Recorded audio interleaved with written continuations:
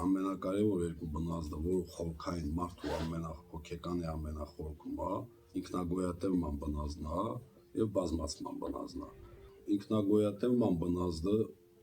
հենց խանգարված մարդկանց մոտ դեպրեսիայի ժամանակ սկսում է իջնելը, ու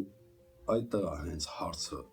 որ լարվածություն չի լինում, որ մարդը ոչ մի բան չի հաղթահարում, կյանքը չերեսչուր լավ է լինում, իր ինքնագոյատևման բնազդը սկսում է իջնելը,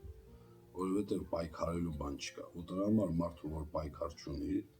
ինքը սկսում է կործանվելը։ Այդ խորը դեպրեսիայի ժամանակ իմенно պետք է ինքնագոյատևման բնազդը բարձրացնել, եթե ինքնագոյատևման բնազդը իսպառ վերանում է, այդ մարդը իրան սպանում է։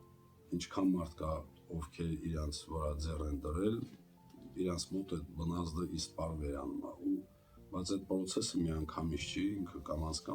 հենց իջնում է, կողքի մարդիկ դա պետք է նկատեն։ Իր ամենահեշտ հասկանալու ձևը, եթե մարդու մոտ դեպրեսիա է, դուք իրան աչքերին եք նայում, եթե մարդ եք տեսնում, որ այս կոպերը իջնում է, ինքը ստա իջնում, այս էլ է իջնում, այս տակի սպիտակը շատ երևում է, այս վերևինն էլ այն սվը արդեն կեսից շատ իջել է, այն ֆոկուսը շատ քիչ է երևում, դա արդեն ինքը խորը դեպրեսիա է գնում, ու այն մքում է ստղերքը սվանում է եւ այլ, ու եթե տեսնեք, որ մարդու մոտ այս սաղ աչքերի կողմը սենց կլոր,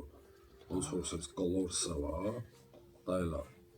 դեպի խանգարում է գնում, միշտ պետք է ուշադրություն, դե այդ ժամանակ իրանց մոտ էմոցիան իրանց սենց իջացնում է, այդ բնազդը բան անում, վերանում է, էմոցիաները իրան ուզում են արդեն պոլնիստու սենց բերում են գետինին հասցնում, այդտեղ պետք է գիտակցությունը խոտ տալ,